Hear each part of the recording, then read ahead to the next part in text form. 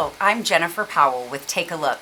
Today we are welcoming Chef Oliver Saye of Homage, Cuisines of the West African Diaspora. Chef Oliver has a stand-up market as well as a food truck, and today we're going to learn all about what he does, his inspiration, and how delicious and yummy foods that he brings from West Africa and beyond. Welcome, Chef Oliver. Tell us a little bit about who you are, how you started Homage, and anything you want to share with the audience here in Lancaster County. Well, thank you, Jennifer, for having me, for one. My name is Chef Oliver Saye. I am, Lancaster raised. I am the chef and owner of Homage West African Diaspora, which includes a market stand, a central market. Also operate a food truck and also a catering business. That's what. Yeah. Central market, food truck, and catering business. Oh, I totally blanked on that. So how do you manage all three of these endeavors as sort of this one-man miraculous show? Not get any sleep. He doesn't get sleep. That's the key. That's the key. How do I? Sometimes I wonder that myself. It's definitely a challenge and a struggle. I do have some people who help me operate in the different other revenue streams that I have. But yeah, I mean, it's entrepreneurship is not for the weak. Yeah, it's not for the weak. So one of the challenges is not getting enough sleep. So I'd love to hear your pathway. What brought you to Homage? Did you start off as a small business owner?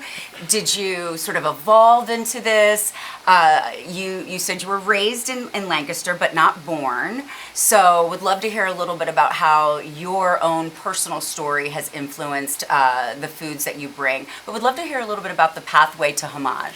So I am West African. I was born in a small West African country called Liberia. Liberia. To a Liberian mother. Yes. And a Guinean father, which is a neighboring West African country. Yes. We came to the States when I was 5. Lancaster was not our first stop. It was first New York City. So we lived in New York City about 6 years. Okay. My dad was actually going to college. So he was attending Fordham. And then he transferred to Colorado State University, which is located in Fort Collins. We lived there for about a year, and then he finished up in Millersville. Wow! So that was literally our journey in the United States of America. Yes. So yes, I was Lancaster.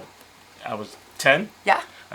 10, and went through the school district of Lancaster. Yes. Elizabeth Martin, Wheatland, McCaskey High School, class of '93. All right. Go Tornadoes. Yeah. People ask, what high school did you go to? That's something that I know. So McCaskey graduate, the greatest institution in the world.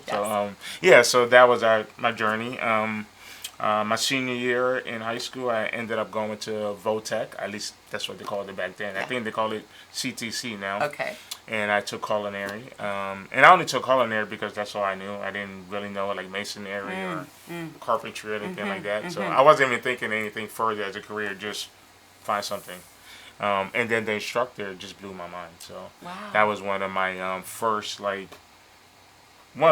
inspired mentors per se. So then, like I said, it just fed off to me, and I became a sponge in the food service culinary field. I started reading magazines, food service magazines, and cookbooks, and watching TV shows. Now, of course, I turned 50 this year, so when I was at that age, there was no Food Network. Yeah, there was no internet. There were, there was no internet. You actually read cookbooks. Yeah, I wasn't spoiled as some of these kids now, having a 24-hour. So it was like PBS and I think the TLC channel, and it was certain segments of the day you had to catch it. Yes. If you didn't catch it, then you didn't catch it. So so it was a little bit different. So that's what started my my love of food. In that, if you want to take it back. Earlier in my middle school years, I got the love of geography and I got the love of history. So now I'm in a position where I get to share 3 loves. Yes. Geography, history, and food, and then combine them all together. So. Oh my gosh, that's an amazing story. You know, it's something that happened when we were in high school. You went to Career and Technology Center, I think is now it's what it's called. Your love for cooking, the history and culture of your family from Liberia and coming to the States and moving and you know something that I've always felt is that community is brought together with food. Yes. And so it's that common like connector. Yes, you know? Yep. yes. And so you've brought to Lancaster County West African food. Tell us about your the food that you share and sell at Lancaster Central Market, and then there's also the catering. But let's talk about Central Market. I started actually my my business in 2017. Okay. But I actually backtrack a little bit. When I first started, I was just cooking just regular type food. Okay. You know, typical stuff you would have, like, you know, French. Obviously, I went to culinary school, trained in classical French and some of the other stuff. Oh, wait, you didn't say trained in classical French. Okay. We missed a little gap there. So after high school, I ended up going to culinary school. Okay. And obviously with culinary school, they teach you in, you know, classical French, European, Asian, stuff like that. So when I started my cuisines, I didn't really have necessarily a concentration of food. But in 2019, the Lancaster Community Foundation reached out to me about a fellowship they call the Baldwin Fellowship. I was in the inaugural class. Yeah, okay, so didn't really think anything of it. I was like, I'm not going to do it. Of course, last minute, because I'm a Pisces. Like 3 days left. I'm like, let me try to fill it. Let me get this. But it'll work. Yeah, we're like 3 days left. Yeah. So anyway, so the Baldwin Fellowship is you create a project, and then you basically explain your project to the board or whatever, and they either accept you or they don't. Yes, yes. And luckily, I got accepted. And my project was basically, it was called Going Back Home. So not just in a physical sense, but in a mental, emotional. So basically, when I say going back home, going back to my roots, West Africa. Yes. And talking about that through food. So I say that as a because that's what actually, through the Baldwin, that's what actually made me change my focus in my business. Okay. You know what I mean? So if it wasn't for the Baldwin, who knows if I would have been, you know, talking about the diaspora. So it's really because of that organization and that fellowship that I did that really made me change my eyes and started looking at food and just everything else differently. Yes. And really going back to my roots, because obviously your parents are not going to be here forever. Right. And sometimes, you know, you kind of lose those things. So it was, it was a pleasure going back because it felt like home. And unfortunately, like, you know, a lot of immigrants that come here, sometimes we try to separate ourselves a lot from our culture and try to assimilate. Yes. Which, I mean, assimilating necessarily is not bad, but not to the point that you forget like where you came from. Yeah, where you came from. So, so I didn't really grow up like immerse myself in West African food, you know, as much. So that fellowship really, really opened my eyes. Unfortunately, so we were the class of 2021. 2021, okay. So, right after the pandemic. Yeah, it started March of, it started September 1919. Okay. And ended March of 21. So the ending is where your class is. Right. And unfortunately, we were the COVID class. Oh gosh, that darn pandemic just mixed up everything. We were the COVID class. So late 2019, I did have some places I wanted to go to. I did want to go to West Africa, obviously. Yeah. But I also wanted to go to places where West Africans came through to the States. Oh. So obviously the southern, I went to Charleston, went to Savannah. So those are two I got to do in 2019. Of course, 2020 comes and it doesn't look the same. So wanted to go back to Liberia. Obviously those travel arrangements got canceled. Yeah. Yeah. Just like kind of everything. Yeah. Got canceled. So I end up, just going other places within the states. To see, yes. Yeah, New Orleans, Houston. A lot of influence of different cultures, including West African. Yeah. But I think, there's a lot of, you and I have had some conversations about the influences of other cultures and how just bringing it all together. And Lancaster County Community Foundation, friend of LCTV, of course, and, really brought this opportunity to you to go back to your roots, go back home, but then bring this forward to Lancaster community and share with Lancaster community. Yeah. And that's what I think is so wonderful about the eclectic nature, the diversity of Lancaster County. And, you can come to Central Market, you can go to, another event where your food truck is. You can personally bring you into your home, right? You actually go into people's homes. Yep, I do catering also, like private events as well. Events. Like in people's homes as well. So, so Homage is really, obviously, I'm in the food business, so objective is to feed people good food. Yes. But also to provide a content and a history behind that food, whether that's through certain iconic diaspora dishes or ingredients. Tell us about that, because so Chef Oliver catered a workshop that I was a participant, and I was just so amazed at the history that he brought and shared with us through the meal. And you talked about the spices used. You talk about the ingredients. Just give us an idea of one of your favorite dishes that you might share with the community. How that was brought to your menu. Are these recipes that are family recipes? I'm just curious to hear more. I want to hear more about the food. Okay. I mean, there's so many examples. We'll be here forever. That's true. Okay, we've only got a few more minutes. But there's a dish that's typically on my food truck catering and at the market stand. It's a rice dish called jollof. Jollof. And it's a tomato pepper based rice. It looks red. So when you think about that, just in the United States, you would think about certain dishes. So if I didn't tell you about jollof and I put that dish in front of you, yes, it might look like something else. Maybe it might look like jambalaya. Or Spanish rice, or something. It might look like Carolina red rice. Okay. Right, and obviously it looks like those things. It looks like those things, not by accident. No way.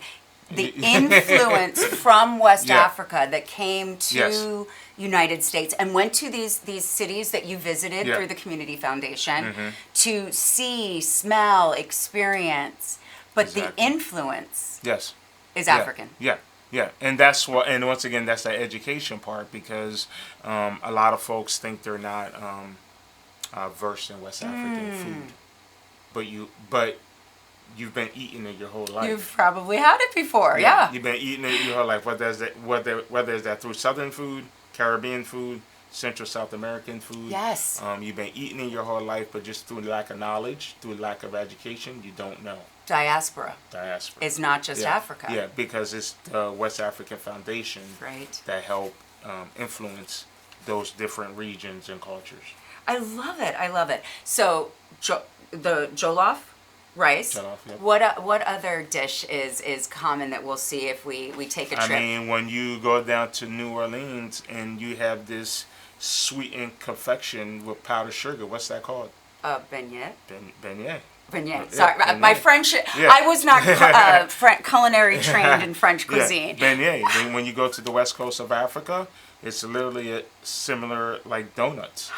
Like that. Yeah. And depending on what West African country or region, they're just gonna call it a different name. But it's literally the same thing. So once again, those are those influences that came down to the American South. Yeah. And that's where you have it. And we can experience this right here in Lancaster County. So another, how about a protein or a meat? I think you brought the famous special peanut chicken. Peanut chicken. Peanut chicken. Yeah. So peanut chicken, okay. and peanuts is so peanuts is indigenous to Africa. Yeah. You know what I mean? So many others. You could say black eyed peas. You could say watermelon, stuff like that. So a lot of West African dishes and cuisines always involve have a nut base or peanut in particular. Peanut in particular. So whether that's in the soup, whether that's in the stew, anything like that. Unfortunately, kind of miss. So that's the great thing about the diaspora, because not everything from West Africa kind of traveled to certain places. Right. So in the American South, you're not really going to get a lot of peanut type dishes, but you probably will in the Caribbean. Yeah. Or South America, or Central America, You know what I mean. So, but that's depending on which route you were sent to. You got here. Yeah, it's connecting people through food. It is maintaining history. Maybe not a history that has a real the reason it came, but taking that and making it yours and sharing it, I think that brings people together. Yes. And so where does your food truck pop up? Do you usually go to? There's some place we can always expect to see. Yeah, I don't have like a home Okay. like a home location, so it's basically practically events. Okay. And I go a lot of places. So for example, I'm going to be in Dickinson in about a week. Just Dickinson up at the college. Okay. Yeah, I'm going to be there. It's going to be I think like 3 other food trucks feeding the incoming freshmen. Wonderful. You know what I mean? So I just go to different places. I try to, obviously with the food truck, I try to go to places where it's going to be worth my while. Right. Well, you are a businessman. Yeah, it is. Yeah, it is a business at the end of the day. At the end of the day, I'm not just some flashy. Oh, that looks so so looks cute. interesting. Yeah. It's a business. Yeah. I just did Celebrate Lancashire. Okay. I typically do like the Pride events. I typically do. What else? Long's Park. Yeah, the Long's stuff Park like events. that. So events that has a lot of traffic so We will see Chef Oliver out, and when you see, you must try. The other thing I wanted to mention was your juice. Now, I was just at market and I got your limeade, but that's not your most signature. No. What is your signature my juice? My signature drink is a ginger pineapple that I make, pineapple. and obviously ginger and pineapple. Obviously, it's huge in Caribbean, West Africa, and ginger has great components. So, yeah, I mean that's anything you'll find in any of those places you go to. So that I say my MVP, my most valuable product. Far as a beverage. Yeah. Most valuable product is the pineapple ginger juice. Yes. And so do you actually like you take the gin? It's like I literally have stock in ginger. He has stock in ginger. It is that is great because ginger has all of these health benefits. So the other thing about West African food is it's health. I mean, I'm not going to say healthy, but the healthier perspective. And I think but the ingredients are clean. They are ingredients that the base can be planted and grown ourselves, and so the ginger pineapple juice it can be an elixir, a health elixir that if you drink it every week or every day, little plug here, but it's also really good and satisfying and so your menu. What else can we find on your menu? We talked about the peanut chicken. We talked about the rice. We talked about the fresh juices. I mean, really, the guts. Salads. The guts. Well, depending if you're at the market, at the market stand, I pretty much do like a jollof. I like a play on kind of like something that would be familiar in the city. So I kind of do like rice bowls. Rice bowls. Oh, rice you bowls. Know what I mean? Okay. Places like Chipotle. Yeah. People love that kind of stuff. So it's the foundation will be jollof. Okay. And then you'll have your different choice of proteins. You'll put on it, and then beans, black beans, and then I usually top it with like a cilantro garlic sauce, which actually is another MVP. People love that sauce. The cilantro garlic. Okay. Cilantro garlic sauce. Yeah, they absolutely love that. I try to bottle it every now and then, but yeah. Yeah. So pretty much a bowl. Yeah. And then at the market I do have like different salads. Pineapple salad. No. Pineapple salad. Yeah. In season I do like a watermelon. Oh wow. Once again, watermelon is indigenous to Africa. Okay. Sweet potato salad. Yes. Which it's funny. Back in West Africa, we have a product what we call yams. Yams. Oh. Yams. Yeah. Yeah, but it's not the yams you think of in the United States. It's actually white. Huh. Yeah, so it actually looks like a cassava or something, Yeah. but it's yams. So when our ancestors came here, there was no yams because it's based on weather, right? So in the American South, they didn't grow it. Huh. So they found another product that looked similar, which is Sweet potato? and they called it A yam? We did not rehearse this. I honestly, I just, but so yeah. The one thing that I just have always been so impressed is you blend the love of food, the connection that food brings us, but you also provide a history lesson. And if you follow his page on Facebook, which we're going to give all the contact information and all of his locations and things like that, you also provide some historical perspective. And so something like sharing the sweet potato or versus the yam is something that we might use interchangeably, but don't know because we just don't know of this historical piece. And everything I tell, I think it's important to tell the story correctly. Yes. Because what happens is if you don't, then generations and generations forward, then that actual foundation gets lost and swept away. Lost. I think well, you mentioned early on, that even generationally that our parents may not be here. So if there are recipes that are handed down by word of mouth, that we lose those. Yeah. And so when he's sharing, you're sharing this history. It is the truth, and it is the reality of this. This is what it is, and I know that you make a special effort to ensure that this is accurate and this is correct, and so that's why you got to follow him. Yeah. Okay, so we're getting down to time, but there is of course something that I have to ask about personally. Okay. And you might not know where I'm going here, but one of my favorite items that Chef Oliver makes, and I actually had it delivered to my home, is your banana pudding. So banana pudding, West African diaspora, or is this just one of the influences, or it's just the most delicious banana pudding ever? Well, let me give a little background because once again, remember, we're gonna make some transitions, right? We go back to 2020, yes, and we all know what 2020 represented to us. Yes.